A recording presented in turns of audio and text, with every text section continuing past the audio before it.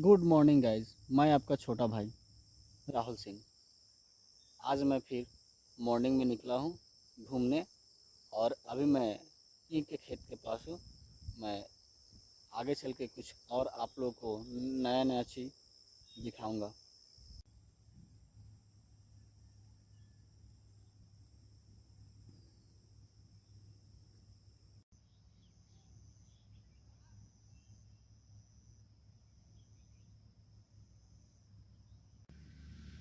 आज मैं घूमते घूमते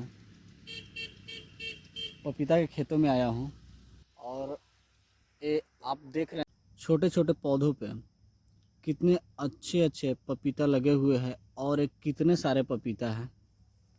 देखिए इनको मॉर्निंग टाइम में घूमने का मज़ा ही कुछ अपना अलग है।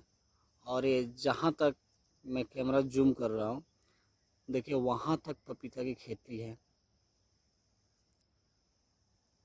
ये देखिए पपीता कुछ पक भी चुका है और पक रहा है। इसमें ना जाने हमारे किसान लोगों को कितना कठिन परिश्रम करना पड़ता है। खून पसीना सब एक करना पड़ता है। गर्मी के दिनों में धूप को बर्दाश्त करके, बारिश को बर्दाश्त करके, ठंडी के दिनों में ठंड को बर्दाश्त करके ये लोग दिन रात एक करके फसल को उगाते हैं और फिर ले जाके मार्केटों में, सब्जी मंडियों में बेचते हैं।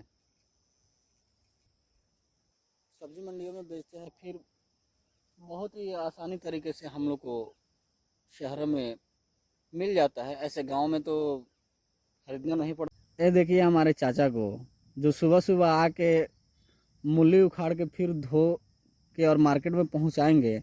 इनके मूली का रेट क्या होगा ज़्यादा लोग नहीं देगा, उसमें भी बोलेगा कि अरे मुरई तो 10 रुपये किलो बा, 5 रुपये किलो बा, और इनको इतना ठंड में आके यहाँ पे काम करना पड़ रहा है। बोलिए इससे आप लोग कितना मेहनत करते हैं इस सब्जी की खेती में। अभी हमारे चाचा सोच में पड़े हुए हैं कि क्या बोले ना बोले। हंस भी एक गोभी का खेत है और जो आपको पहले दिखा बीच में मूली का खेत है। यहाँ पे मूली का मोटरी भी रखा हुआ है और सामने वाला जो पपीता का खेत दिखा पपीता का खेत है। आप हमारे चाचा को अभी देखे हैं जो अपने खेतों में इतने सुबह में आकर, जिस टाइम हम मॉर्निंग में टहलने आए हैं उस टाइम में अपने खेतों में मूली को धो रहे थे और मूली का गठरी बांधे हुए थे बाज़ार में ले जाने के लिए। फिर भी हम लोग किसानों को कोई वैल्यू नहीं देते हैं, मान सम्मान नहीं करते हैं।